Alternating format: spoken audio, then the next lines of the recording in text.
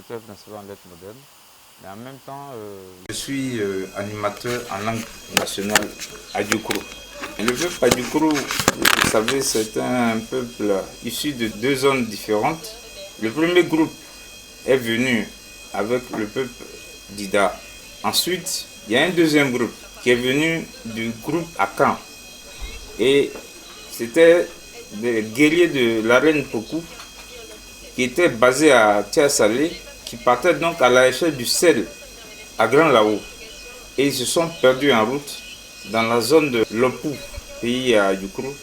Et de là, ils ont aimé le peuple Adjukru, ils sont restés. À l'origine, dans nos traditions, la tradition du Lao, il y avait des chefs qui étaient nés par le sang.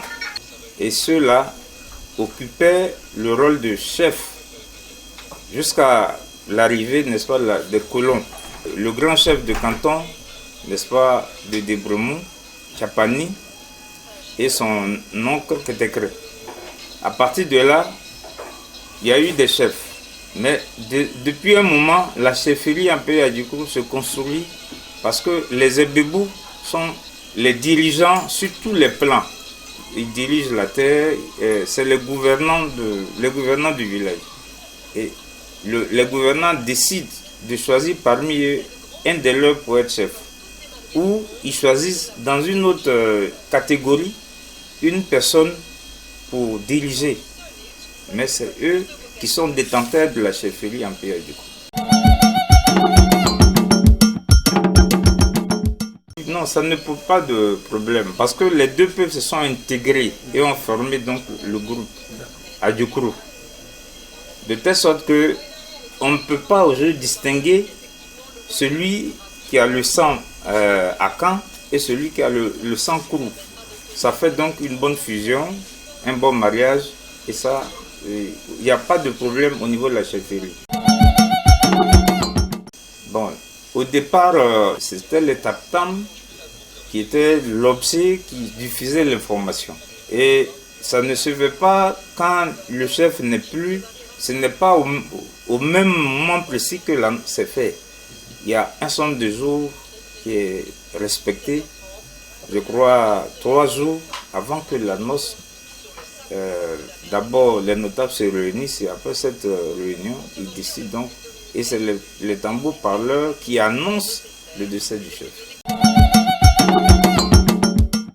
Quand on fait la fête de l'or, tu es initié à cela, n'est-ce pas, de décrypter le langage des tambours parleurs. Le peuple Adjukru, la femme est au centre de la vie. Et c'est l'enfant appartient, n'est-ce pas, à la famille de la femme. Et chaque Adjukru appartient à une famille. Le peuple Adjukru, ceux qui ne le connaissent pas, pensent que c'est un peu fermé, mais c'est un peuple très, j'allais dire, très métissé. Parce que moi, je suis, par exemple, le gérant de la famille. Maintenant, si je n'ai pas, mes soeurs n'ont pas d'enfants, la succession est bloquée. Parce que la succession en pays Adjukru est matrilinéaire. C'est le neveu qui hérite de l'oncle. Et donc, quand un Adjukru n'a pas d'enfant, ça veut dire qu'il s'est marié à une femme Adjukru, et qu'il n'a pas de sœur, il est obligé de prendre une femme qui ne soit pas Adjukru pour que ses enfants soient en même temps, n'est-ce pas, neveu et enfant et héritier de la famille. C'est pour cela que vous trouvez que dans ce peuple-là, il y a beaucoup de métissage. C'est la même source. Aujourd'hui, c'est diversifié parce qu'il y a d'autres éléments sur la place qui permettent de donner l'information. Mais à l'époque, c'était toujours pour le chef, je dis qu'il faut respecter un certain nombre de jours. Mais pour les autres personnes, il n'y a pas de respect, il faut informer. Ça peut s'étendre peut-être toute une semaine à partir de l'apparition du prophète Eiro Josué d'Akradio. Il y a eu ce qu'on appelle en pays Adjukru. Au départ, il y avait 2 églises, l'église catholique et l'église protestante. et puis maintenant l'église messianique. À son arrivée, le prophète aurait décidé que ça se passe en 3 jours. Et cette proposition, n'est-ce pas, du prophète a été acceptée par tout le peuple Badjoukrou aujourd'hui. Généralement le samedi, il y a l'enterrement, le dimanche, les gens se reposent, et le lundi ou mardi, dans certains villages, toute la population se retrouve pour aider la famille qui a perdu son enfant. À l'époque, quand le chef n'est plus, sa femme doit rester au moins une année entière dans le veuvage. Après, tous les villages sont concertés et je crois que ça fait maintenant c'est 6 mois de veuvage.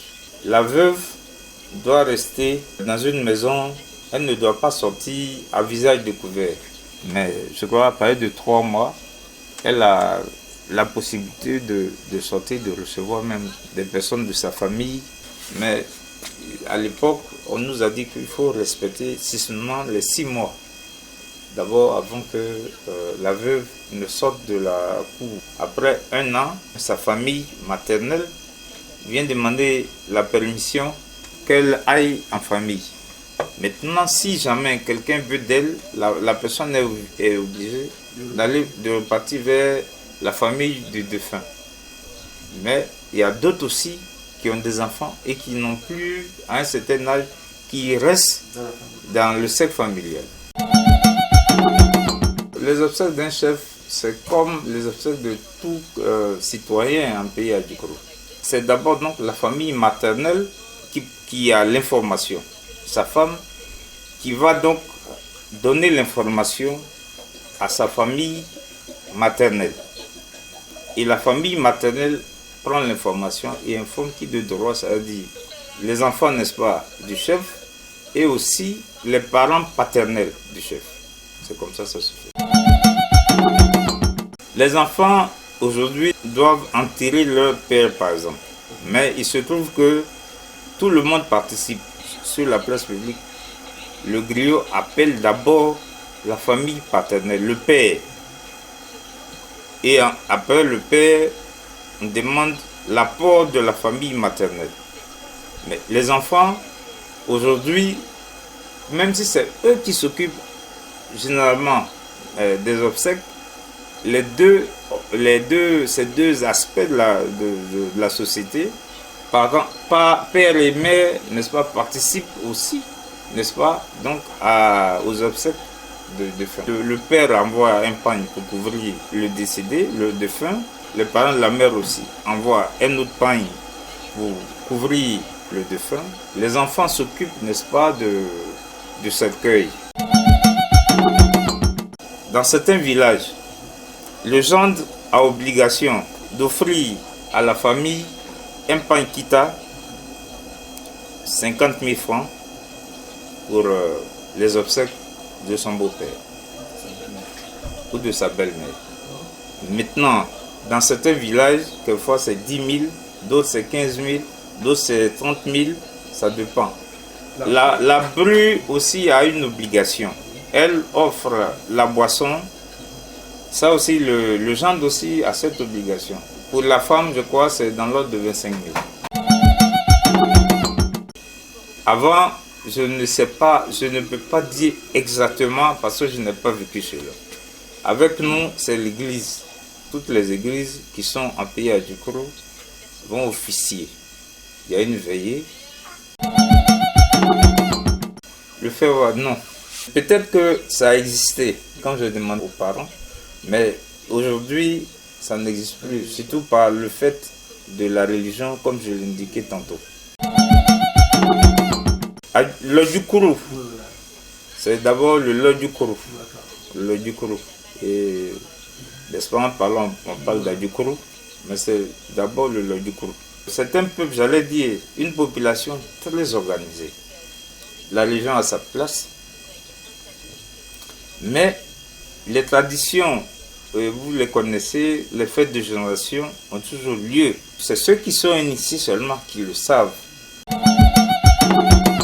Chez nous, chaque village a ses traditions au niveau du mariage, de la dot. En réalité, on demande aux gens de fournir d'abord une somme symbolique. Dans la plupart des villages du Krou, c'est 80 francs. Dans d'autres, peut-être c'est 60. Il y a des dons, pain, tabac. Pain, il y a le pain qui est offert au père et un pain qui est offert à la mère. Maintenant, la boisson traditionnelle, qui est le vin blanc, est sollicitée pour, j'allais dire, pour appeler les mannes, pour que il y ait bénédiction sur le couple. Il y a généralement une bouteille de gin royal, il y a une bouteille de rhum et puis une bouteille de whisky. Ensuite, il y a un casier de vin, un casier de bière et un casier de sucreries pour la population. Généralement même, il y a des sommes qui sont exigées. Et là, ça dépend. Il y a d'autres familles, c'est 50 000. D'autres familles demandent 99 000. Il y a le délégué du chef, le grand du chef, qui vient, qui a aujourd'hui les registres, n'est-ce pas, qui note. Ça dépend de la place même de la famille. Certaines personnes qui créent des caveaux. Mais généralement, le cimetière, c'est le lieu où il y a vraiment égalité. Seulement, les messianiques, il y a une tombe, c'est fait, la tombe est faite, mais on ne met pas du carrelage et tout ça. S'ils doivent le faire, ça veut dire qu'ils ont tout l'espace, mais les autres, les catholiques et les protestants, quand vous arrivez au cimetière, vous voyez donc, il y a avec des noms. Chez nous, on est, quand tu nais, tu appartiens à une communauté religieuse. À l'époque même, dans certains villages, il y avait le cimetière catholique, le cimetière méthodiste. Mais aujourd'hui, dans presque tous les villages, c'est le même espace. Pour le peuple du Krou, ça fait partie de nos traditions. Si tu as perdu un enfant, par exemple, aux États-Unis, il faut faire venir le corps pour qu'il soit enterré où reposent ses ancêtres. Pour les enfants, également, il n'y a pas de cérémonie. À partir d'un certain âge, il y a quand même la cérémonie qui est exigée. Chez nous, ça dépend de la famille. Dans mon village et un peu à du coup, c'est comme ça. À un moment donné, le village avait exigé que quand quelqu'un meurt, s'il n'est pas debout, ça veut dire qu'il n'est pas gouvernant. C'est-à-dire à partir après Langmayi, à partir de 70 ans généralement, il y a la fête des bébés. Et celui-là, on peut l'honorer. Il y a les tam-tams parleurs, n'est-ce pas, encore qui viennent annoncer, même aujourd'hui. Donc il y a le yai, où les jeunes, c'est en génération, ils se mettent, ils chantent et pour honorer le mort. Mais quand on n'a pas atteint ce stade, les gens même n'aiment pas qu'il y ait des uniformes et tout ça.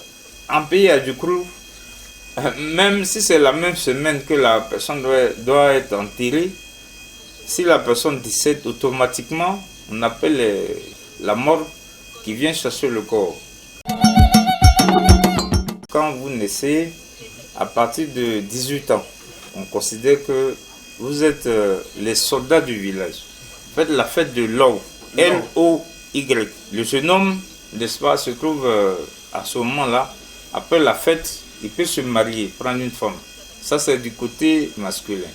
Du côté féminin, il y a une fête qui est parallèle, la fête de Didiap.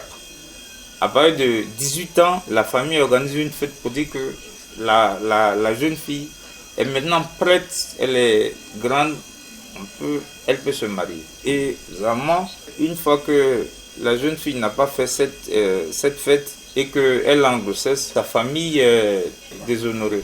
Après les 18 ans, et là, il n'y a pas d'âge. Il y a une obligation.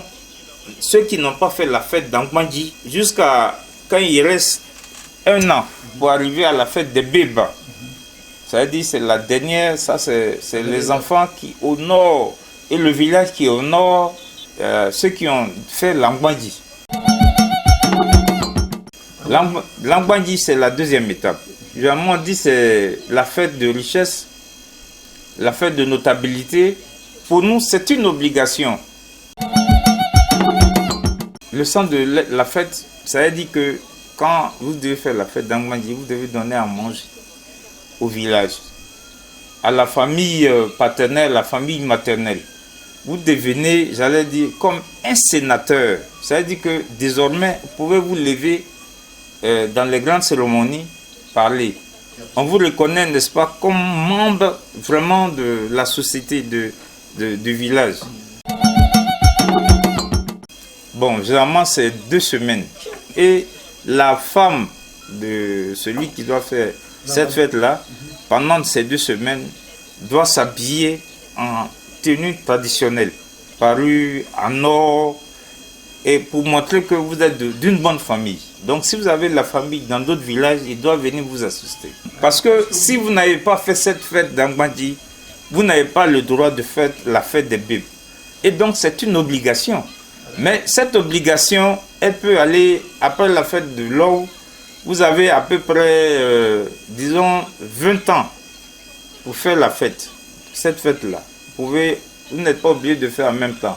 Mais certaines familles nobles font la fête seulement après la fête de l'eau. La dernière fête, c'est les bibes. Mais ça vient du village. Le mot ebib, n'est-ce pas, en pays Adjoukourou dit eb, ça veut dire village.